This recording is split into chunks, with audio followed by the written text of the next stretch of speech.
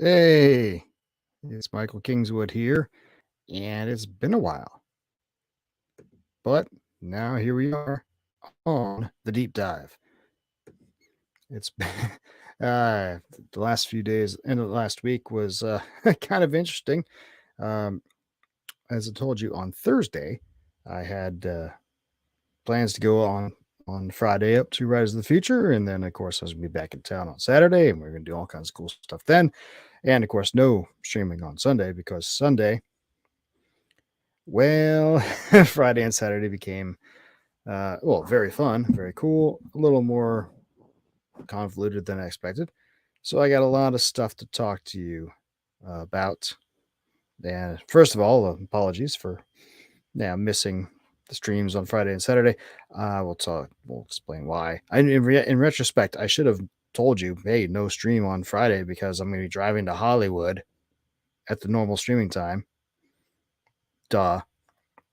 Saturday is another matter entirely, and we'll talk about that. In monumental um, things going on here with the stream, though. This is my first time trying to stream live to Odyssey, and it appears that it's working, which is great because I wasn't sure if that was going to work because I've never done it before. This is my first time, so it's working, and hey, that's awesome. So, okay, so Friday. I had it's Writers of the Future. This is the latest book from Writers of the Future, the annual anthology.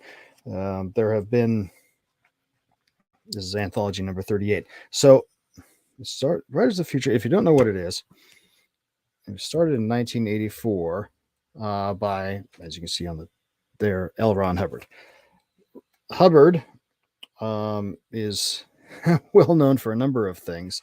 Um, uh, in the science fiction and writing world and fantasy world, he's well known because he was a very prolific writer. Back in the pulp era of the 30s and 40s, he was writing stories left to right, up, down, sideways, you name it. Every genre you can think of, he was writing it, and he was publishing stuff all the time, making a lot of money. And then in World War II, I think he was in the Navy in World War II. I don't remember exactly. Anyway, he went and did World War II, whatever it was he did in it, and it's not a big deal. And then came back and kept on writing. And then in the 60s and 70s, it is Dianetics thing and Scientology thing. But then he got back to writing in the 80s, and with a few big books that came out then. And then he started Writers of the Future in 84. Well, the first awards, Bela, and the first anthology came out in 84. So I guess the contest was in 83. Anyway, so what this is the biggest writing contest in science fiction and fantasy. It's huge. And it's extremely well capitalized because he has a big estate, set up this totally separate corporate entity, totally separate cash flow, totally separate everything from his other stuff that he left behind. And all it is the purpose is to expose, to shine the light and give attention to worthy new writers. And after a few years, a few new illustrators to help them get their start in their careers in specifically science fiction and fantasy. Um, it's a quarterly thing. People submit, so it's 3 months each year, 4 contests a year. Literally thousands of people submit to this thing, and they select six a certain number. It varies by quarter of honorable mentions, and then they invented silver marbles when there got to be enough people that you need to split out the even better people with normal honorable mentions. Then you have 16 semifinalists and 8 finalists and 3 winners each quarter. And then, so you have 12 winners a year, and then there's one selected to be the grand prize winner each year. And it was pretty good money to be made if you win this contest. Now, I forget offhand. I think it was like $500 or something just to win, but then you also get published, which means you get writing credits and you get your per word publication fees at pro rates, and and then you're in the running for the golden pen award, which is like $5,000 or something. It's pretty big. And that's the grand prize winner each year. But so it's decent money, especially for short fiction. But more importantly, that in the last 38 years now, it's a anonymously judged contest. So the only if your name or any identifying information about you is in the manuscript you submit, you're instantly disqualified. So they're judging purely on the merits of the story, and the judges are some of the luminaries in the field. There's one overall coordinating judge who narrows down the pool to the finalists, and then there's a panel of judges who selects among the finalists to determine who wins. So it's pure. I mean, as close as pure meritocracy as you can get in an artistic thing, right? It's they don't know who you are, they don't know anything about you. They're just judging the story, and so over the years it has been, and based on who the judges are, over the years has gained a reputation as being top-notch quality. If you're winning this thing, you're the bomb. And these anthologies are very well put together, edited by some of the best names around, and so if you can get in this thing and get recognition from it and win it, well, you're doing pretty awesome. Oh, great! Speaking of awesome, look who just showed up. Ooh, look who just showed up. It's the puppy. She apparently doesn't want to hang out, but she came by to say hi, so I had to let you see a little bit of her. Anyway, so I've been submitting this thing since I started writing in early 2011, and when we moved to San Diego in 2012, I'd say 2013, they reached out and said, "Hey, we got the awards galas. You're local. Why don't you come hang out? We like having a full room." And I was like, "Cool." So since then, I pretty much go every year when I'm able, and it's great because you meet the new writers who have won, and you get to meet the judges. Some of whom I had already met. I have met in previous things for workshops and stuff, but most of whom I haven't or hadn't until I started going to this thing. And it's a cool, put on a great dinner, put on a good show for the awards, and you leave feeling inspired and hey, that's awesome. So that's where I went on Friday. Went to the awards gala up in Hollywood. And before, when I was in the Navy and when I was in corporate land, before I started driving, it was just something I just did. Went up and it was what it was. But since I've been on my own and doing the driving thing with Lyft and Uber, I've been making it a money maker thing too. In the fall, when I was just doing Uber, didn't start Lyft, I did Uber rides all the way up there and did Uber rides all the way down. I made, like, in addition to the business benefits of networking and all the other things from being there, I made like $400 or so that night going up and down. And I was like, well, that was great. So I figured I would do that again this time. Although since I've integrated Lyft into my repertoire of driving, which has been quite lucrative, actually, I should have done that a long time ago. I decided I was going to do the driving thing up there again. Now Lyft works. I decided I was going to try lifting up there this time. The Lyft works different from Uber. I'm still getting used to how it works. But I swear to God, and this is not exclusively a Lyft thing. Uber's destination thing has some issues too. But so what you can do in both these apps is you can set a destination where you want to be as a driver and a time you want to get there, and they will ostensibly filter the rides that they're offering you to give to people so that you're going in that direction. Now, the problem with Uber is that they will sure filter the rides. They're in the direction you're going. The problem is once you pick the person up, oftentimes they're going the opposite direction. So you'll go, 5 miles down the road where you're gonna get, but then the ride you're given brings you 8 miles back the way you came. And you're like, what in the hell is going on here? Now on Friday, Lyft was even worse because in Lyft there's two different options. You can either say filter it in the direction you want to go, or put the destination and you want to be here at this time. So I was like, all right, well, I want to be at the place in Hollywood at this time. So I did the time thing. He said, all right, cool. We'll start you on your way. We'll get you rides and we'll get you there on time. All right. So from where I am, it's just about a 3-hour drive from where I am to the place in Hollywood where this thing was going down. So I started on the Lyft and I'm picking up rides. And I'm like, at first, I'm like, all right, cool.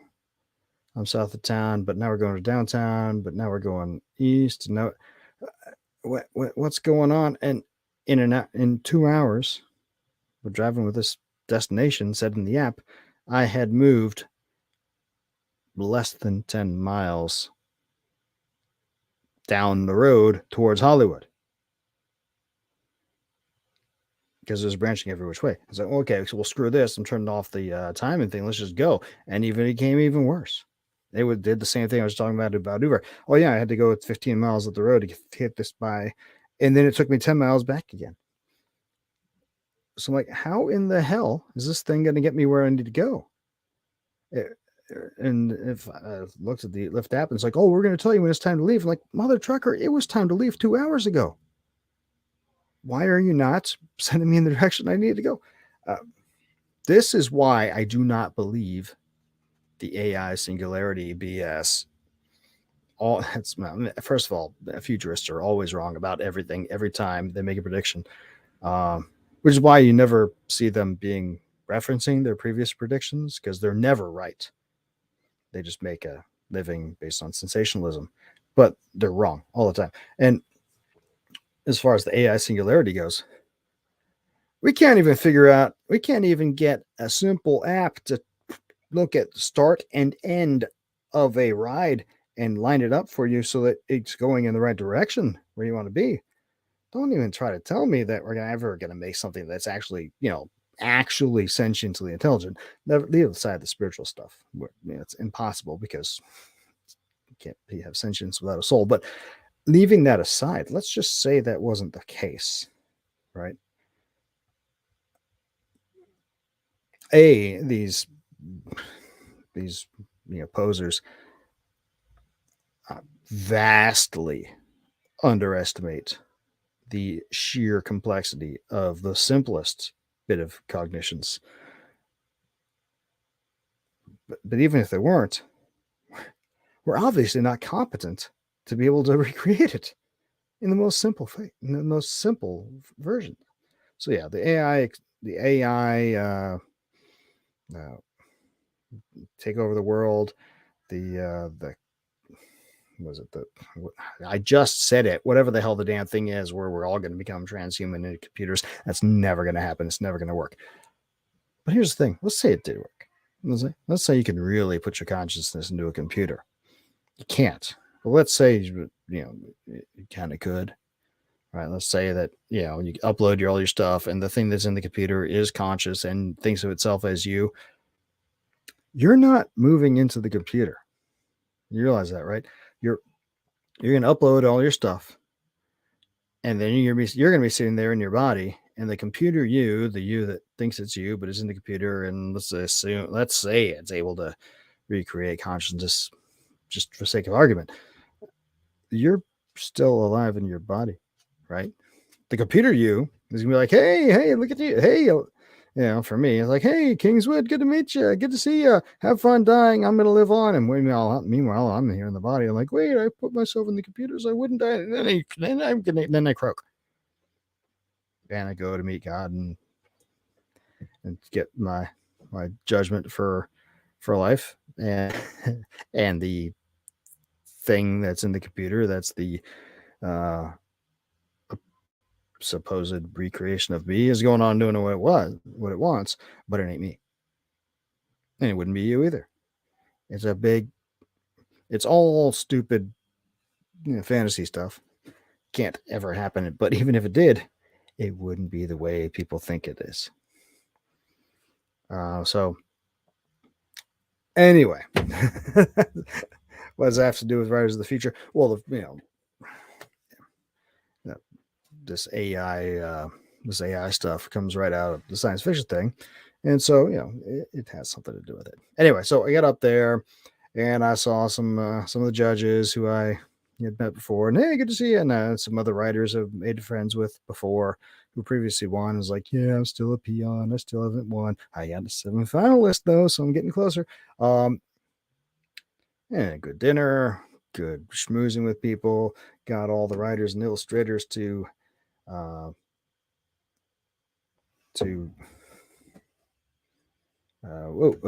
the wrong time. Sorry, I clicked a button and for a second I thought I disconnected myself, but I didn't. I'm just paranoid. All the writers and illustrators to sign their parts of the book, and it was fun. So that's cool. And then it came time to leave, and I'd said screw it with this, Lyft thing. I put the Uber app on, and Uber managed to get me back home. It took from 10:30 p.m. to 4 a.m. to get back to San Diego, but I made a fair amount of money on the way, and it's like, hey, all right, cool. And then Saturday during the day made a bunch of money, and then Sunday enough that I didn't need to stay out all night Saturday night. It was great.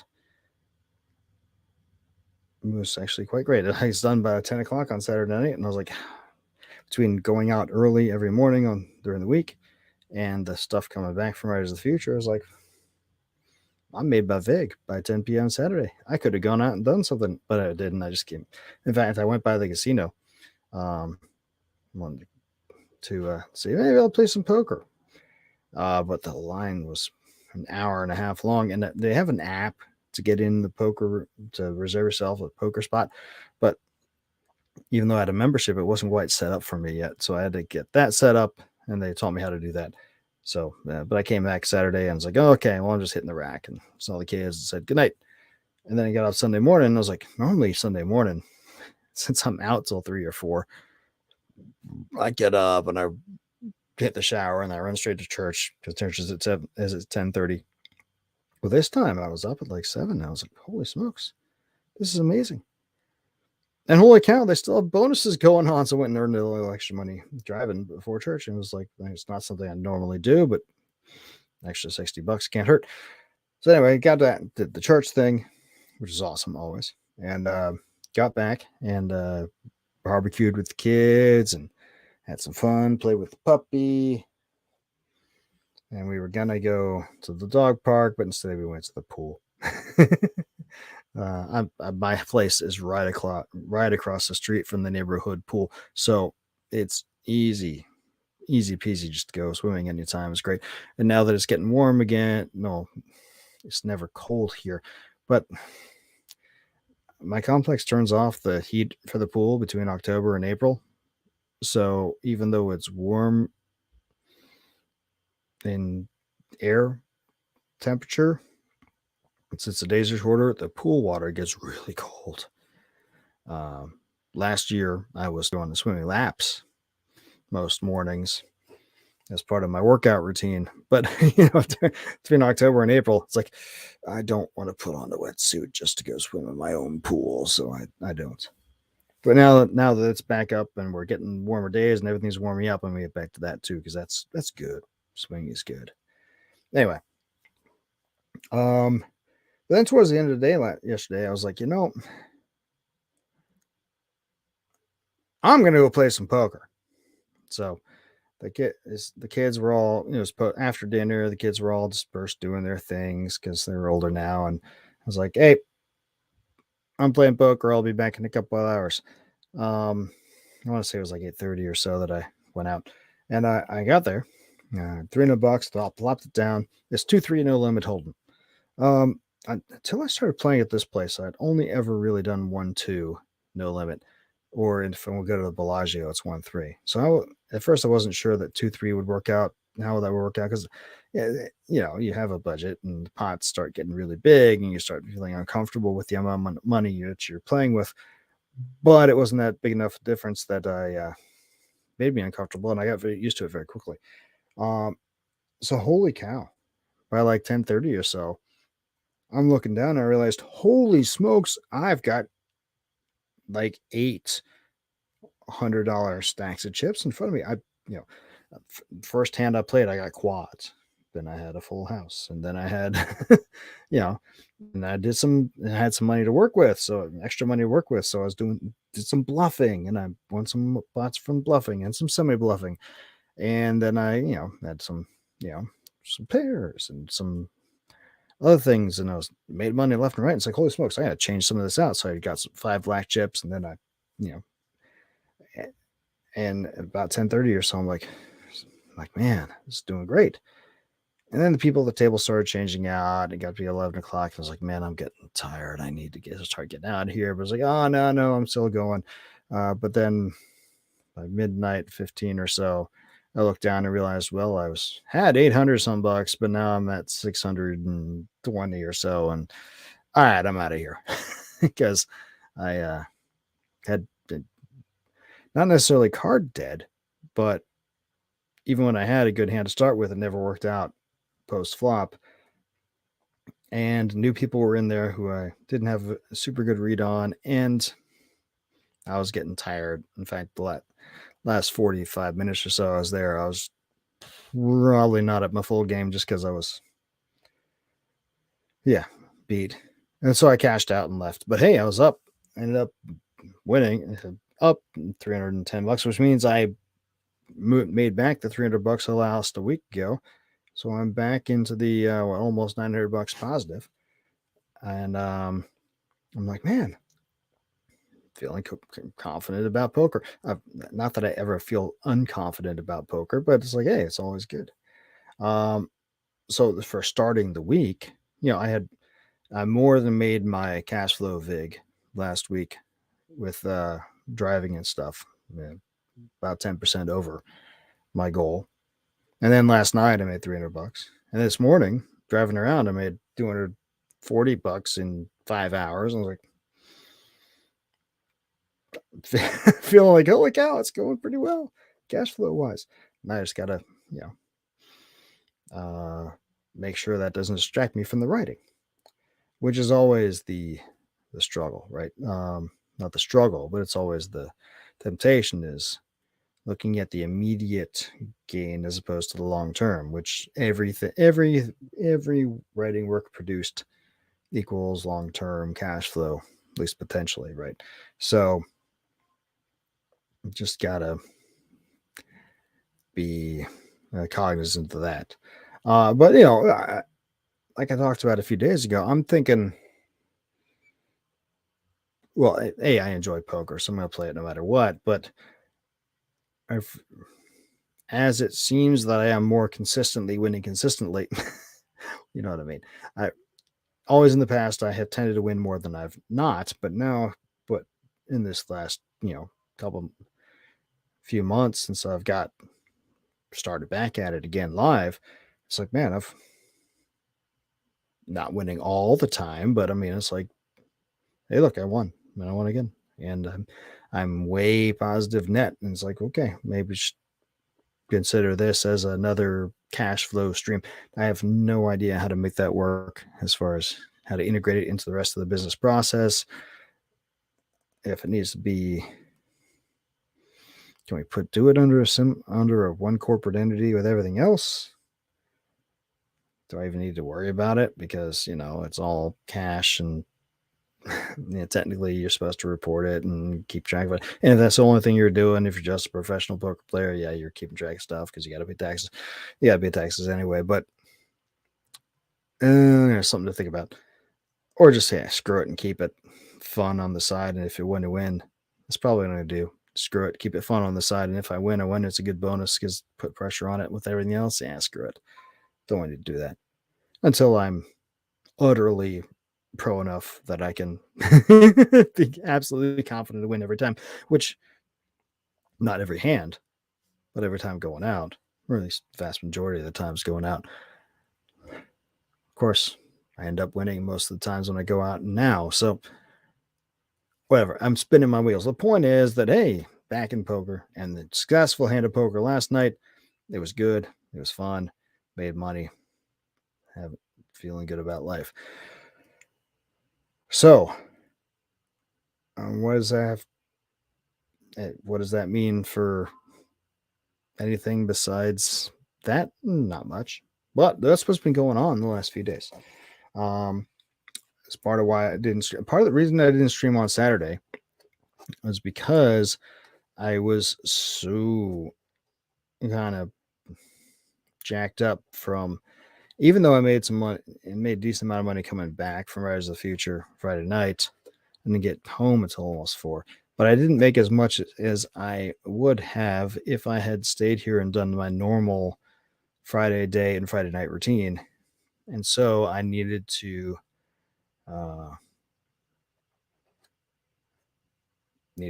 make sure that I made my VIG on Saturday, which a normal Saturday night would have done it. But I was already so beat and tired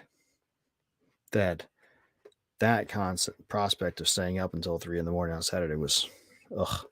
So when I dropped my daughter off for ballet, I just drove. She has like a 4.5 hour ballet thing on Saturdays. I just turned on the apps and drove during those times and made most of my VIG during that time. And then after I picked her up and once everybody was settled in, I went out again for like an hour and a half Saturday night, and that was good. But that precluded that 4 hour time when she was in ballet is the time that I would normally be streaming. It also was the time that I would have been finishing up the Story Saturday recording. So as a result, this week's Story Saturday, which was the Kicking the Anthill, the story that I got semifinalist with in Riders of the Future, became Story Saturday on a Sunday because I finished recording it and got it up yesterday evening. So you can find that on this YouTube channel and this Odyssey channel and this Rumble channel. I think it's up on Odyssey. I got to double check. Odyssey, I was just because of the way it works, sometimes it gets up later than the others. But I know for certain YouTube and Rumble, if it's not on Odyssey yet, it will be soon. And BitChute, and it's up on there. So if you want to check out that story, you can now. And it will be up in ebook and for sale audiobook later on this week as I get that squared away. So that is what happened this weekend. All in all, very cool time. Lots of fun. I got a lot done. It was very busy and in some cases quite tiresome. Tiring, not tiresome. But it was also wicked cool. I had liked it, had a bunch of fun with it, and looking forward to next year's Riders of the Future Awards Gala, where, who knows, maybe I'll be an awardee. Lord knows, I've been entering the damn thing long enough. That's 11 years now. Although, was it last year or 2 years ago? No, it was 2019, right before the pandemic thing started. The dude who won that, who first started entering in like 85 or something. I was like, okay, I don't have anything to complain about compared to that guy. So, is what it is. Okay, holy cow, it's been almost a half hour, so I'm going to close up shop unless anybody has anything they want to say, which I don't think I see any chat stuff going on. I'm looking, but I don't see anything. So I think we're good. So I'm going to call it a day here. Get back to the normal business of the afternoon. And I'll bid you adieu until tomorrow. 2 o'clock Pacific time, just like always. Well, but evidently not like always, like most days, unless something funky is going on, and which I will try to let you know the funkiness is happening before it happens. I did not succeed this last Friday and Saturday, for which I apologize. In the meantime, go by michaelkingswood.com. You can sign up for my newsletter. You can sign up to be a member of the site and send a few bucks a month my way to help keep the lights on around here. If you enjoy the podcast and the videos and stuff, but you don't want to buy books, but you want to support anyway, that's another one way to do it. If you like books and want to read them, go to michaelkingswood.com/store. And you can get all my books in the formats you want. You can also go to Amazon and Kobo and Barnes & Noble and all the other retailers, and they can get my stuff from there. But it's better to come to me because I control it. Don't have to deal with capricious tech Silicon Valley douchebags. And it's a direct relationship between me and you, because you want to support the artist and well, the writer that you like. I know writing is technically part of the arts, but I don't like thinking myself as an artist because I've always had a low opinion of douchebag artists. But anyway, you know what I mean. You like what I do. You want to support me. The best way to support me is directly, and why go through a middleman to do that when you can go straight to me. So go there. Then, if besides all that, make sure you like these videos, subscribe to them, like the podcast, subscribe to it. If there's little notification bells where you need to let the thing that you're watching it or listening to it know that you want to know about what's happening next, make sure you click that, and then come back tomorrow at 2 p.m. Pacific time. Come back Saturday for Story Saturday. Until then, don't do anything I wouldn't do. Peace.